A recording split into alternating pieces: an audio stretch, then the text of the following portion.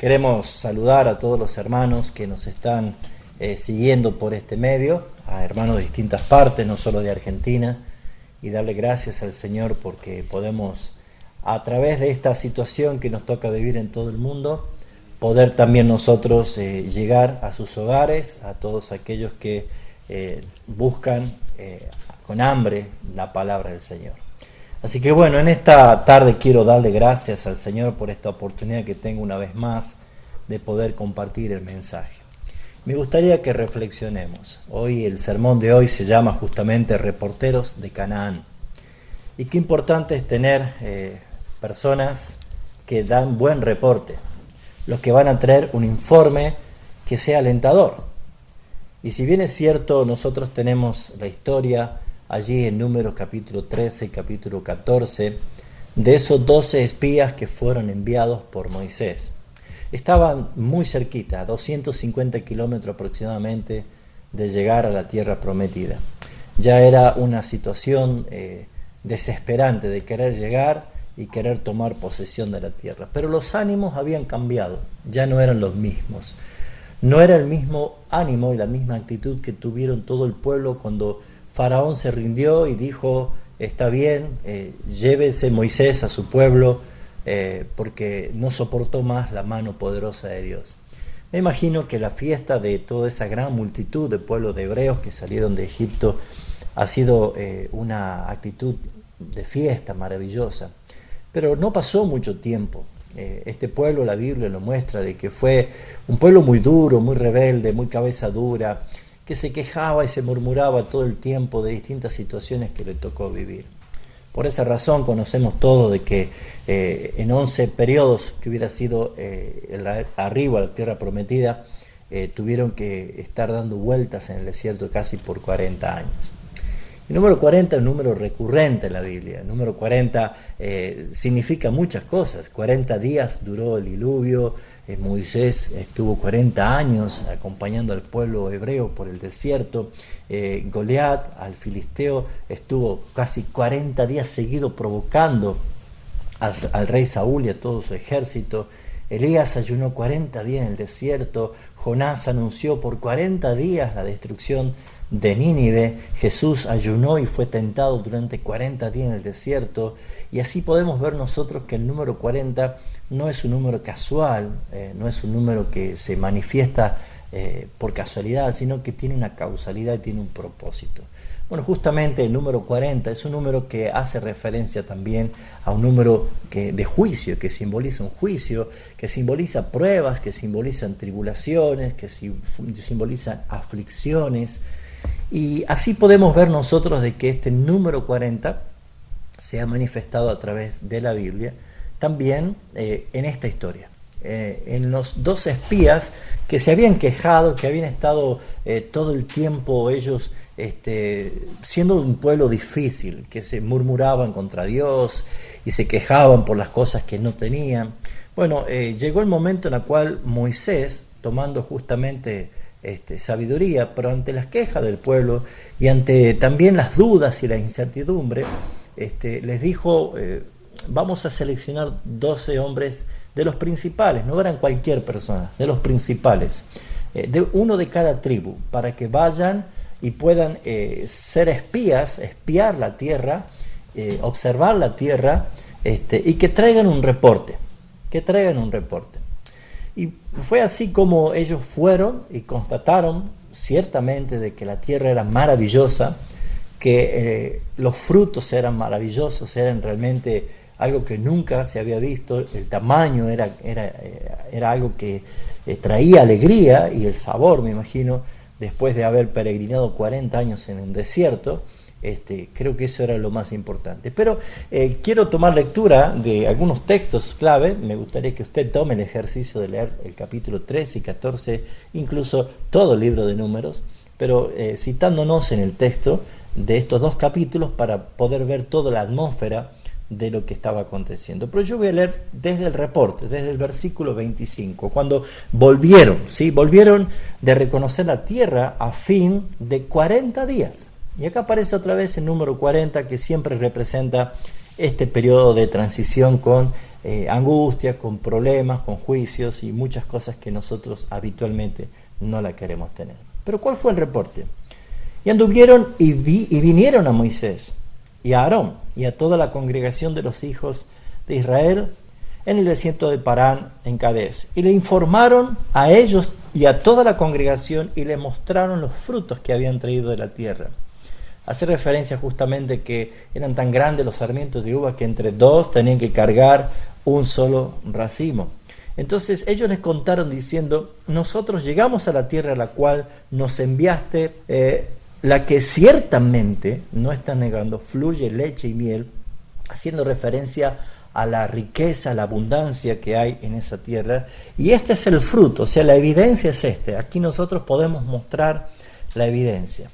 Pero inmediatamente en la boca de estos espías que habían ido allí, estos que tenían que traer un informe, cambia un relato, cambia su expresión. Y dice el versículo 28, mas el pueblo que habita en aquella tierra es fuerte, y es ciudad de gente muy fortificada, son gente muy grande. Allí vimos a los hijos de Anac, dice. Y los de Amalek, otros enemigos, habitan en el Negev, el Eteo, el Jebuseo, el Amorreo. Es como que esa tierra está rodeada de enemigos, a la cual el pueblo ya sabía perfectamente quiénes eran. Pero entonces Caleb, uno de los 12 que había ido a esta expedición, a esta misión, hizo callar al pueblo delante de Moisés y les dijo: subamos luego, subamos y tomemos posesión de ella, porque más podremos nosotros, que ellos. Había una convicción de tomar posesión de aquel lugar. Mas los varones que subieron con él dijeron: no podremos. Bueno, es importante resaltar que de estos 12, 10 estaban convencidos de que no podían, que era en verdad una buena tierra, pero ellos veían lo imposible: no podremos. Y de esos 12, 2, Josué y Caleb, son los que estaban ellos principalmente convencidos de que sí podían. Entonces ellos dijeron: no podremos subir contra aquel pueblo porque es más fuerte que nosotros. Entonces, ¿qué es lo que uno por naturaleza hace cuando lo imposible se presenta como inmediato? Bueno, es mejor, hablemos mal de la tierra. Recién habían dicho, ciertamente es buena, pero ellos dicen: y hablaron mal entre los hijos de Israel de la tierra que habían ido a reconocer.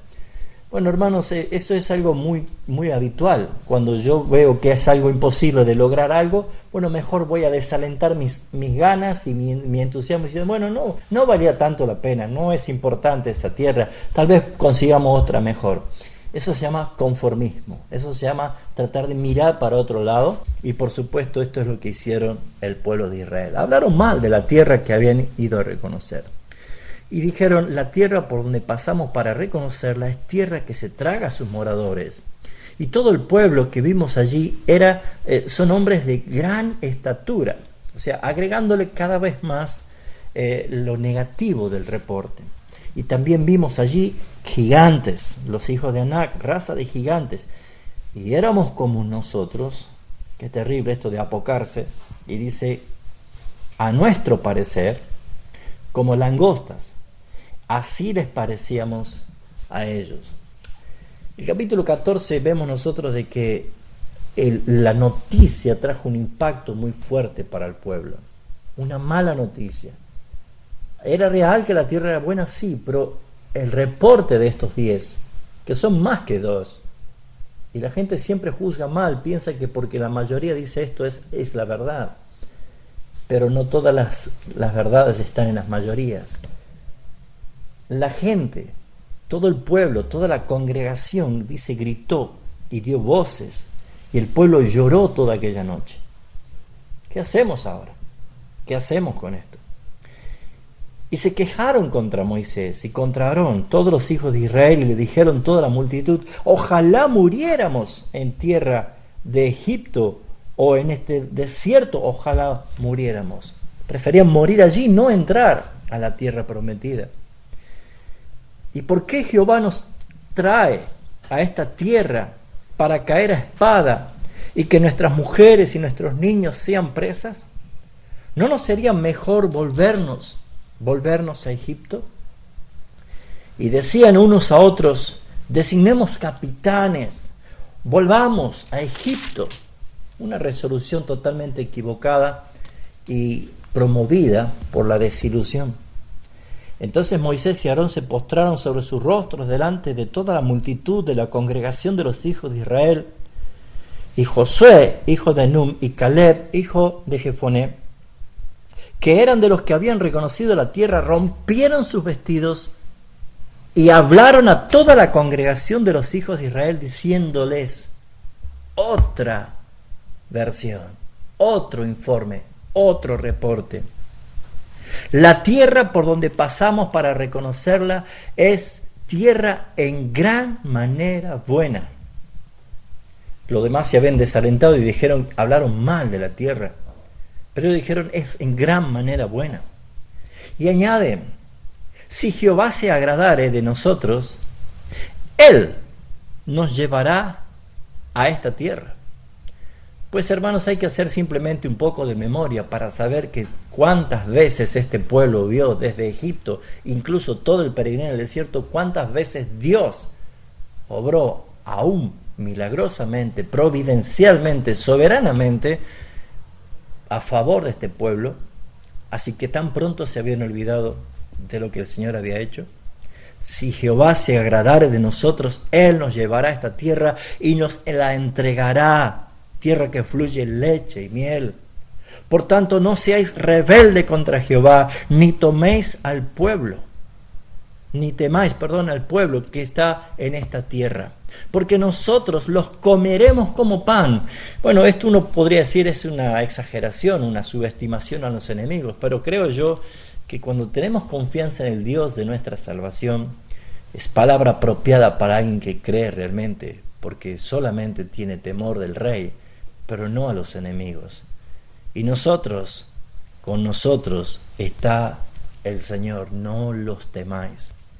Entonces la multitud, toda la multitud, ¿qué hizo? Los vivaba, los aplaudía, decía, qué bien que hablaste así. No, dice el versículo 10, hablaron de apedrearlos, pero la gloria de Jehová se mostró en el tabernáculo de reunión y todos los hijos de Israel. Allí estaba justamente el respaldo del Señor. ¿Cuál fue la consecuencia? El versículo 20 en adelante, por eso le digo que usted lea los 2 capítulos, dice, entonces Jehová dijo, yo he perdonado conforme a tu dicho, porque vemos que Moisés intercede justamente por el pueblo. Yo los he perdonado conforme a tus dichos. Mas tan cierto como vivo yo y mi gloria llena toda la tierra, todos los que vieron mi gloria y mis señales que he hecho en Egipto, en el desierto, y me han tentado hasta 10 veces y no han oído mi voz, no verán la tierra la cual juré a sus padres, no, ninguno de los que me han irritado la verá. Pero mi siervo Caleb, por cuanto en él hubo otro espíritu, otras versiones parafraseadas dice una actitud diferente, decidió ir en pos de mí, yo le meteré en la tierra donde entró y su descendencia también la tendrá como posesión suya. Es importante ver, mis hermanos, nosotros llevábamos casi 56 días de esta pandemia, no es comparable a todo esto, pero las actitudes ya no son las mismas, van cambiando, el estado de ánimo va cambiando. Pero no quiero enfocarme en este texto tan precioso que habla de Cristo con lo que está pasando y comparando con lo de la pandemia. No quiero caer en el error de que sea la circunstancia la que me gobierne la meditación en el texto. Yo quiero hablar de la actitud que debemos tener nosotros como cristianos y creyentes. ¿Y por qué digo cristianos y creyentes? Porque muchos pueden ser cristianos pero no creyentes. Muchos pueden practicar el cristianismo como una religión y es bueno. Moralmente visto es algo que llama mucho la atención, pero probablemente hay muchos que son cristianos pero son incrédulos. Son personas que se identifican con el pueblo de Dios, pero a la vez desobedecen a Dios porque no le creen o niegan o dudan de la palabra de Dios. Pero es que aquí encontramos nosotros 12 personas que representan a estas dos clases de cristianos, cristianos creyentes y cristianos incrédulos. ¿Cuál es la reflexión de esto? Es que estos cristianos que tienen la posibilidad de conocer a Cristo, que es nuestro Canaán prometido, que Él es nuestra tierra prometida, Él es la dulzura de la miel, Él es la frescura de esa tierra, de ese huerto recién regado, Él es lo maravilloso, Él es lo anhelado, Él es el lugar para vivir, Cristo es nuestro Canaán prometido. Todo eso lo revela la palabra de Dios. Y saben, mis hermanos, todo el pueblo que quedó en el desierto esperando por 40 días el regreso de estos 12 espías para saber qué es el informe que iban a traer, cuál es el reporte que iban a traer, vemos nosotros de que así, exactamente así, funciona en este mundo. Bueno, los impíos, los no creyentes, los que están incluso en este mundo, en esta situación pandémica, en esta situación donde los estados de ánimos están muy alterados, donde las personas están muy sensibles, donde muchas personas incluso están con ataques de pánico, de ansiedad, de fobias y aún de miedo a morirse, no hay duda de que muchos están buscando la fe o están buscando el camino de la fe o están buscando alguna religión, algo para traer este alivio, que más bien es un alivio emocional más que espiritual. Pero no caemos en ninguna duda, ni tenemos ninguna duda, de que la iglesia de Jesucristo en este mundo está siendo observada más que nunca. Y está siendo observada porque hay muchos que no conocen la palabra como nosotros, como usted y yo conocemos la palabra. Hay muchas personas que no entienden qué es el mensaje del Evangelio. Pero resulta ser de que nosotros sí lo tenemos. Pero aquí está la diferencia. Usted es uno de los 10 que se identifica como cristiano, pero su actitud es como la de un incrédulo. ¿O es como la de los otros 2, que es un cristiano, pero que a la vez le cree al Señor y a la presencia del Señor y a la providencia del Señor para poder nosotros dar unas buenas noticias que este mundo necesita escuchar? Bueno, todo es cuestión de la actitud con que encaramos las circunstancias. Bueno, no hay duda que este número 40 representa justamente tribulación, peligros, juicios, aflicciones, angustias. Pero veamos las 2 características de las personas que portan un mensaje. ¿Tu mensaje es de fe o tu mensaje está impregnado de incredulidad? La incredulidad justamente es una falta de fe, es una expresión solamente identificada con una religiosidad, pero no tiene una práctica vivencial o experimental de la palabra del Señor. Así que las características de una persona incrédula, que puede llamarse cristiano pero no creyente, es que tiene dudas en las promesas del Señor. Permanentemente están siendo bombardeados por todas las malas noticias que hay, no solo en los medios de comunicación, sino también en aquellos medios que hasta se dicen que son cristianos, pero hacen una interpretación bastante subjetiva y también bastante direccionada y hasta podría decir muy fantasiosa acerca de la segunda venida de Cristo, que hace que muchos cristianos que ignoran la palabra del Señor estén ya especulando con muchas cosas que no tienen nada que ver con la Escritura. Mis hermanos, ya se están hablando de microchip, de la marca de la bestia, y ya se está poniendo en muchos cristianos el temor. Hermano, la Escritura habla de la marca que tenemos en nuestras vidas, que es el sello del Espíritu Santo. La marca que fuimos sellados por la redención que Cristo adquirió en la cruz del Calvario. Pero saben, hermanos, muchos de los que dicen cristianos, pero son más bien incrédulos en la palabra de Dios, son aquellos que tienen muchas dudas en sus promesas. Aquí en Número capítulo 13, del 31 al 32, vemos claramente que estos 10 hombres se mostraron con la gente que estaba dominada por la incredulidad. Ellos mismos se estaban convenciendo de que no era posible. Por lo tanto, sus mensajes nunca van a ser positivos. Nunca van a encontrar en la Biblia un mensaje positivo, sino que siempre van a ver las cosas que son negativas. Así que ellos dudaron de la promesa de Dios. Es Dios el que los dijo que los iba a introducir a la tierra prometida, pero una de las características de los incrédulos es que ellos dudan de las promesas de Dios. ¿Cuál es tu postura? ¿Es usted un creyente o es un incrédulo? Alguien dijo alguna vez que hay más de 32.000 promesas en la Biblia. ¿Usted puede creer que Dios lo que prometió en Cristo todo es un amén? ¿Todo es un cumplimiento? Segunda característica de los incrédulos es que no recuerda la providencia milagrosa de Dios durante toda su vida. Ellos se habían olvidado. Vieron, dice el Señor, ellos vieron mi gloria y las señales que hice en el desierto y en Egipto, pero aún así me tentaron. Tan pronto se olvidaron.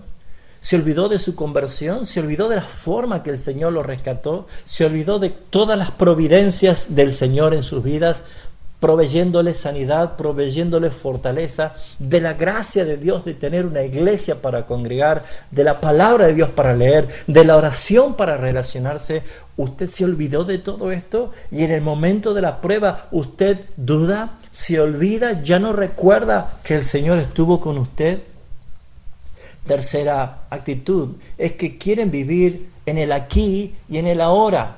Eso se llama impaciencia. Mis hermanos, nuestra herencia, según la palabra del Señor, es venidera. Con Cristo viene nuestra herencia. Nuestra tierra nueva en la cual Él prometió, en la cual viviremos, viene. Viene pronto, no lo sé, pero viene. Un día menos es cada vez que arrancamos un día del almanaque. Pero mis hermanos, el incrédulo quiere el vivir el aquí y quiere el ahora. Por eso es que esta gente miraba el ahora. Esa gente es poderosa, nosotros no podremos. Ni siquiera estaban esperando en la providencia del Señor y en lo que Dios le había prometido. Así que, mis hermanos, probablemente a usted le está faltando ahora, como a mí me puede estar faltando cosas, como a muchos nos puede estar faltando cosas, pero lo que no nos faltará jamás es la esperanza de la presencia prometida, confirmada y garantizada del Señor con nosotros, cuando Él mismo de su boca dijo: he aquí, yo estaré con vosotros todos los días hasta el fin del mundo. Cuarta característica de cristianos incrédulos: son personas pesimistas, son personas que todo lo ven mal. Ellos dijeron a toda la congregación: no podremos ir contra esta gente. Ellos afirmaron que es imposible, que no pueden. Y mis hermanos, si todo estamos viendo mal, si todas estas situaciones estamos viendo mal, pues tendríamos que replantearnos cuál es nuestra fe, cuál es nuestra convicción, cuál es nuestra seguridad. Porque saben que esas actitudes de las personas incrédulas no hacen otra cosa más que afectar a otros. Por eso es que las consecuencias de la incredulidad de las personas que muchas veces se proclaman cristianos, pero que no le creen a la palabra de Dios porque dudan, porque están mirando las circunstancias de este mundo y han quitado los ojos del autor y consumador de la fe, son personas que infectan y afectan la fe de los demás, de todos los que los rodean. Claro, fíjense en ustedes la reacción. Dice que el pueblo, todo el pueblo, lloró toda la noche. Estuvieron llorando porque habían escuchado lo que la mayoría habían dicho y ellos les creyeron a la mayoría. Este mundo no conoce a Cristo, que es nuestro Canaán. Este mundo está esperando y está observando de los que dicen que sí conocen a Cristo, cómo es su vida. Si es una vida que tiene fe y lo demuestra estando siempre gozosos, orando sin cesar y dando gracias en todo que es la voluntad de Dios, aún a pesar de las pruebas. Como dijo Pedro: amados, no se sorprendan cuando el fuego de la prueba haya sobrevenido sobre ustedes como si alguna cosa extraña os aconteciese. O serán como los que dicen que son cristianos, pero ven venir el peligro y se espantan y se apartan, o terminan dando la espalda a la fe, al Señor. Estos habían traído una noticia pesimista y habían infectado justamente a todos y lloraron. También vemos nosotros que los incrédulos tienen complejos de inferioridad. Ellos se consideraban como unas langostas. Nosotros somos inferiores. Y una de las cosas que Satanás siempre ha disfrutado de este sistema mundo es viendo la falta de identidad del pueblo de Dios.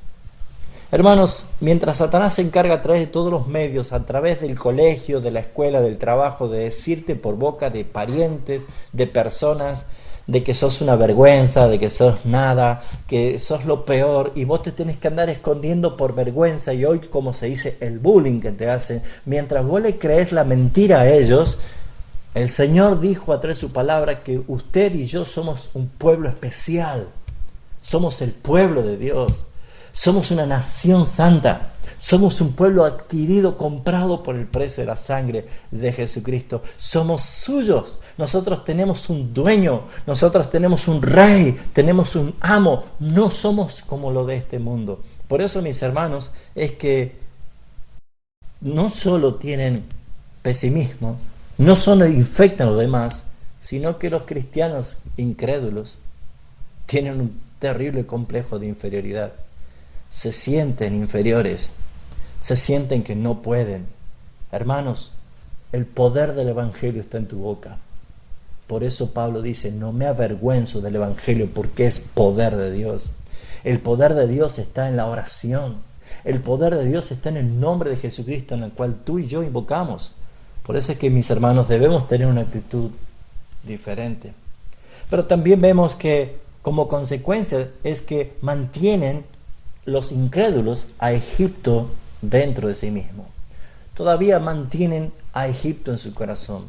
Todavía estas personas siguen recordando a Egipto. Por eso ellos decían en el capítulo 14, ojalá muriéramos en la tierra de Egipto o en el desierto. ¿Cuántas veces este pueblo recordaba los melones, las cebollas, hasta los sepulcros de Egipto? Habían tenido la oportunidad de ver la tierra prometida y corroborar, y trajeron evidencia de lo que es. Pero ellos no habían sacado a Egipto de su corazón. ¿Saben cuántas personas que se dicen cristianos pero son creyentes de la incredulidad están aferrándose todavía a cosas de este mundo?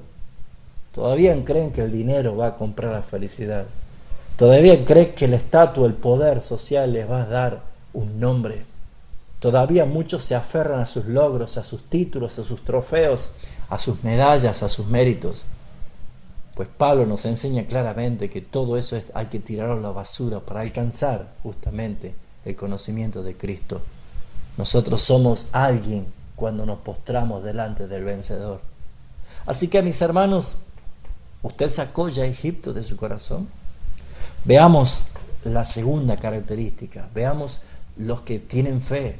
Veamos la actitud de estos dos que tuvieron un espíritu diferente. Veamos de estos dos, Josué y Caleb, que tuvieron una actitud diferente. Primero, ellos creen en la victoria. Están convencidos de la victoria. Es más, convencidos que la victoria está ganada, porque ellos creyeron, si el Señor así lo dijo, vamos a lograrlo. Por eso Pablo decía, porque yo sé a quién he creído. 2 Timoteo capítulo 1:12 decía, yo sé a quién he creído. Para estar seguro de la victoria, usted tiene que estar seguro de a quién ha creído. ¿Usted ha creído a Jesucristo? ¿Usted ha creído al Señor? ¿Usted ha creído en la victoria de la cruz? ¿Cree en la cruz del Calvario, hermano? ¿Cree usted lo que pasó allí?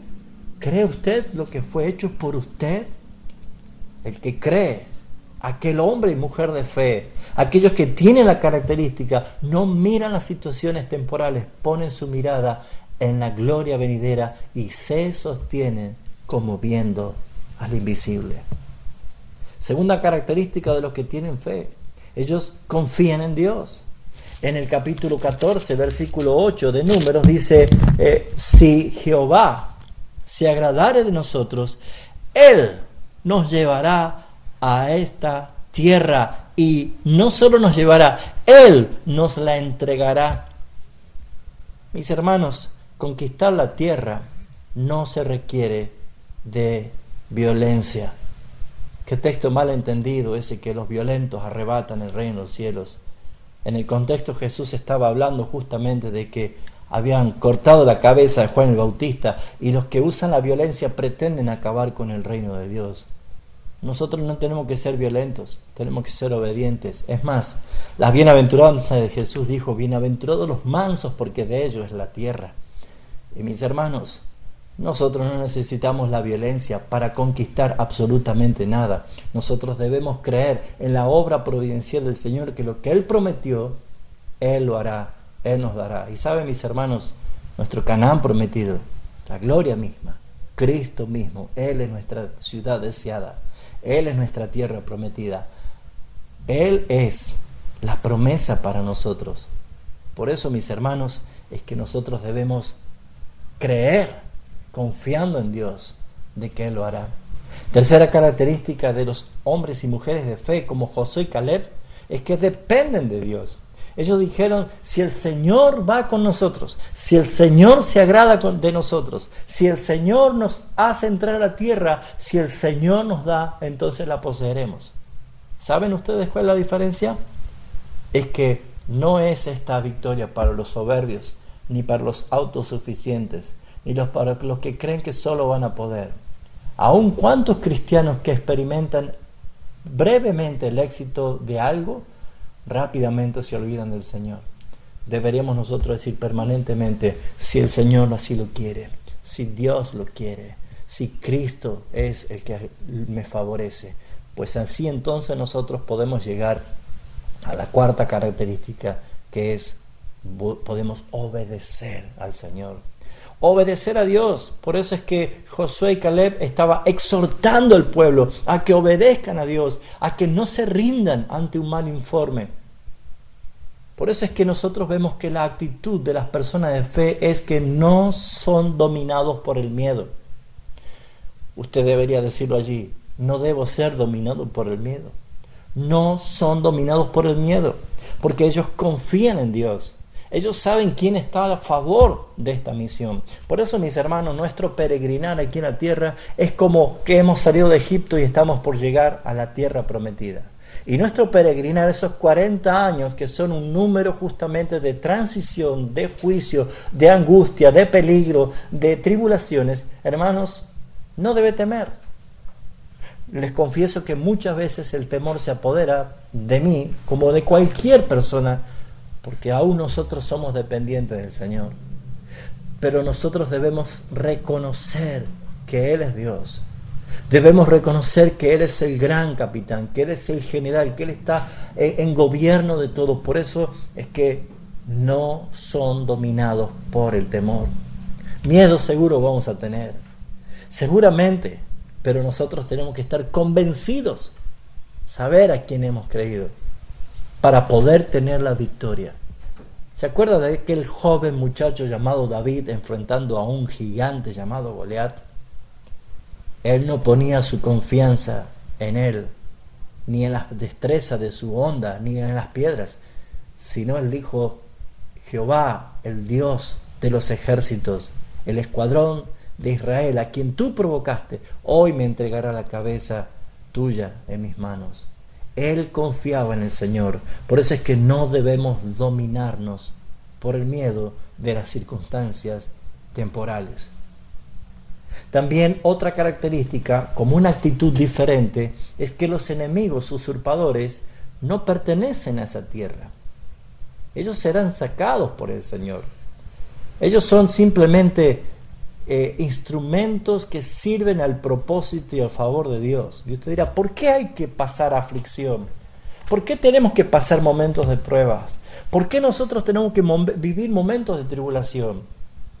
Pues si no habría nada de eso, no seríamos dependientes del gran Rey, Señor Jesucristo, puesto que Él es glorificado cuando su nombre es invocado. Por eso es que nosotros debemos entender que cuando hay momentos de pruebas, cuando hay momentos de tribulaciones, cuando hay momentos de aflicciones, cuando hay valles de sombra de muerte, es allí donde más se agiganta nuestra dependencia y nuestra confianza en el Señor, porque no nos domina el pecado, porque creemos en Él y porque sabemos que esos enemigos son temporales. Apenas entramos a la gloria venidera, no lo verás más. Allí no hay llanto, no hay muerte, no hay pecado, ni Satanás, no hay espíritu inmundo, no hay nada que hoy se levanta como una oposición de que te pueda arruinar el gozo eterno que ya lo tienes en el Señor. Una característica más es que la confianza está en la compañía del Señor. Él nunca nos va a abandonar. Jamás los desampararé. Yo estaré contigo a donde quieras que vayas. ¿Cuántas promesas tenemos? He aquí yo estaré con vosotros todos los días hasta el fin del mundo. A veces escuchar los reportes de los incrédulos contagia el pesimismo, contagia la incredulidad. Pero nosotros somos llamados a creer lo que su palabra de Dios dice. Así que si usted está pasando un momento de angustia por sentirse solo o porque ve que la escasez está golpeando su vida, no se olvide que usted tiene acceso directo al trono de la gracia. ¿Para qué? Para encontrar gracia y el oportuno socorro del favor y la misericordia eterna de Dios para usted, que es un hijo, una hija a quien el Padre le ama, porque ya fuimos aceptos en el amado. Por eso, mis hermanos, no tiene que tener una actitud de derrota, de incredulidad, de cobardía. Y por supuesto, creemos que la victoria de Dios está garantizada. Dice el versículo 30 del capítulo 14, vosotros a la verdad no entraréis a la tierra, por la cual alcé mi mano y juré que os había de habitar en ella, exceptuando a Caleb, hijo de Jofonet, y a Josué, hijo de Nun. ¿Quiénes son los que habitarán? ¿Quiénes son los que entrarán a la tierra bendita? ¿Quiénes son los que entrarán en gloria? ¿Quiénes disfrutarán de Cristo, nuestro Canaán prometido? Pues todos aquellos que son creyentes, cristianos creyentes. Hay muchos cristianos que son incrédulos, simplemente porque tomaron la decisión de salir de una religión y entrar a otra religión, pero viven con Egipto en su corazón. Ahora bien, si yo tuviese que reflexionar para terminar en esta conclusión, diría, ¿qué quiere decir esto de estas dos clases de cristianos que el mundo observa? El mundo está esperando reporteros que vengan de Canaán. Muy bien, si el mundo esperaría de los cristianos un reporte para que ellos pudieran creer, ¿qué creen que harían si ven que la mayoría de los cristianos son incrédulos a la palabra del Señor?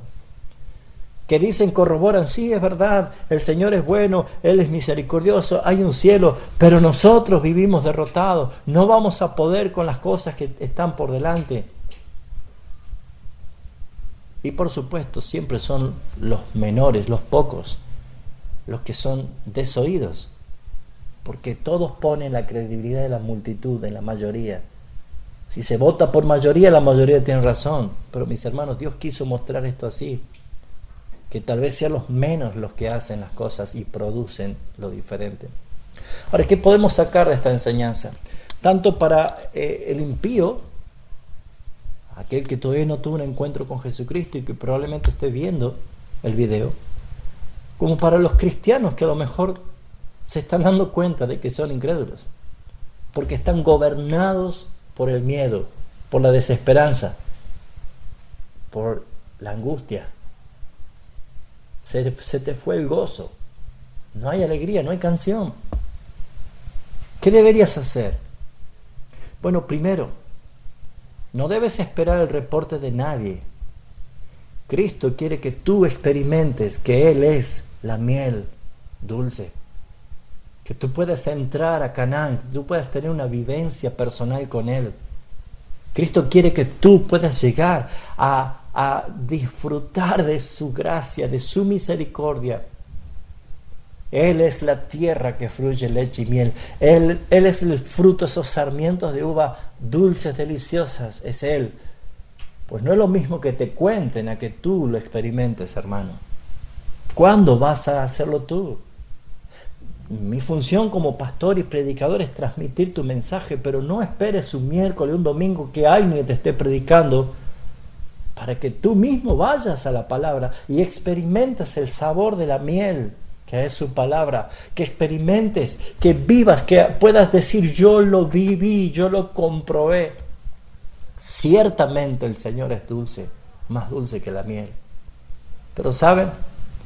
Encontramos a muchas personas que usan incluso los medios para dar mensajes desatinados, fuera de la Biblia o fuera de su contexto bíblico, enseñando y diciendo cosas que no son ciertas, haciendo que la gente divague en otras esperanzas y dejan de mirar a Jesucristo como el único camino que nos lleva al Padre. Mis hermanos, queridos amigos en Cristo Jesús, la gente está observando tu andar. La gente que dice, ¿ese es cristiano? Si ese cristiano vive así, pues yo no quiero ser cristiano. Porque si tu reporte de Cristo es como tú vives, ¿cómo pretendes hablar como un testigo del Señor? Pero este es el momento en que la gente que está atribulada, tus vecinos, tus familiares, tus amigos, tus compañeros de trabajo vean en ti y digan, verdaderamente quiero ser como tú. Verdaderamente me gustaría conocer a dónde radica tu fe, porque siempre hay una sonrisa, porque siempre hay esperanza en tus palabras. La diferencia está en que si eres un cristiano, pues tienes que ser creyente, creyente en su palabra, creyente en su evangelio, creyente en el Señor. Por eso es que la gloria del Señor se apareció para respaldar a Josué y Caleb. Falta muy poco para el día de gloria. Falta muy poco. Pero la gloria vestirá a los creyentes, que serán abiertas ampliamente las puertas para el acceso al reino del Señor. Como lo dice Jesús en Mateo 25. Ampliamente serán abiertas las puertas para que tú entres allí. Pero ¿sabes una cosa? Para los incrédulos, para aquellos que creen que son creyentes, pero son más creyentes de su propia incredulidad, será el día de la sorpresa. Que muchos dirán, Señor, ¿por qué estamos afuera? Ábrenos. Si hicimos tantas cosas en tu nombre. Y el Señor le dirá, nunca los conocí. Hermanos, meditemos y pensemos. Cristo es nuestro Canaán prometido. Él es la tierra deseada. Por eso es que yo quiero invitar en este medio a que si usted solamente conoció de una religión y estuvo expectante a lo que otros le contaban, déjeme decirle que la palabra del Señor le invita a usted a conocer a Cristo, a saber que usted es pecador, que ha nacido pecador y que si no se arrepiente irá al infierno. Pero hay una solución. Jesucristo fue enviado por el Padre a pagar la deuda de los pecadores, de tu deuda, de tus pecados, a tomar el lugar que te correspondía a ti y a mí en la cruz del Calvario. Jesucristo vino a este mundo como sustituto y nuestros pecados fueron imputados sobre Él. Tus pecados fueron imputados sobre Él. Pero cuando Él murió y resucitó y trajo satisfacción al Padre de su justicia y Cristo fue justificado, pues Él es ahora el que justifica por la fe a los que arrepentidos llegan a su nombre. No pierdas más tiempo. No esperes los avisos y los informes de la gente. El Señor te está llamando a que tú identifiques y experimentes y vivas con la esperanza de Josué y Caleb. Esta es la promesa. Pero mi siervo Caleb, por cuanto en él hubo otro espíritu, diferente, y decidió ir en pos de mí, obedeciéndome, yo, dice el Señor, lo meteré en la tierra donde entró a ver, y su descendencia tomará posesión. Este pueblo hebreo tenía la ventaja de que 12 fueron, entraron y volvieron y dieron un reporte. 10 equivocados, 2 en forma correcta. Prefirieron creer a los equivocados. ¿Cómo hacemos nosotros si nadie subió al cielo y volvió para contarnos qué es real y todo lo que hay allí? Pero hay uno solo. Hay uno solo que vino desde el cielo y trajo las buenas noticias del reino de Dios, las buenas noticias del reino de los cielos. Y ese uno es Jesucristo. Él vino a este mundo para contarnos lo que tú y yo no sabíamos y no conocíamos. Y Él se ofreció, se mostró como el único camino que nos lleva a la gloria. Yo quiero invitarte en este momento a que tú reflexiones y que si el Espíritu Santo te convence de pecado, allí donde estás, le pidas perdón al Señor. Que te postres, que te arrodilles. Hoy no estás en un culto, en una iglesia pública para que te vean. Tal vez estás solo. Tal vez estás en un lugar solo. Nadie te va a ver. Pero los ojos del Señor tienen que ver tu corazón quebrantado y humillado, diciéndole: Señor, necesito de tu salvación. Vamos a orar. Padre, quiero darte gracias. Quiero darte muchas gracias por tu bella y profunda palabra. A pesar de mi torpeza como predicador, probablemente hay tantas cosas que no pude transmitir. Pero no soy yo el que convence, sino es tu Espíritu Santo. Y lo que puedo hacer, Señor, aún limitadamente, tú lo haces eficazmente en el corazón de aquellos a quien esta palabra ha llegado. Por eso, Señor, es que te ruego que tanto jóvenes, niños, adultos, matrimonios, familias enteras o ancianos, todos sean atraídos por tu palabra a ser verdaderamente cristianos creyentes.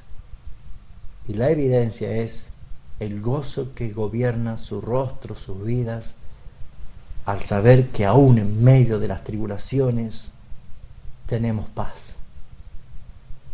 Y para aquellos que aún no te conocen, que este es el momento, Señor, en que tú le llamas a los pecadores a que se arrepientan y que crean que Jesucristo no fue una víctima de los romanos o de los judíos, sino que fue un sacrificio del Padre, porque en vez de pagar el pecado nosotros mismos, lo pagó Él, para que nosotros recibiésemos justamente la bendición de la vida eterna. Señor, te doy gracias, porque aquí tú estás salvando a quien solamente tú sabes.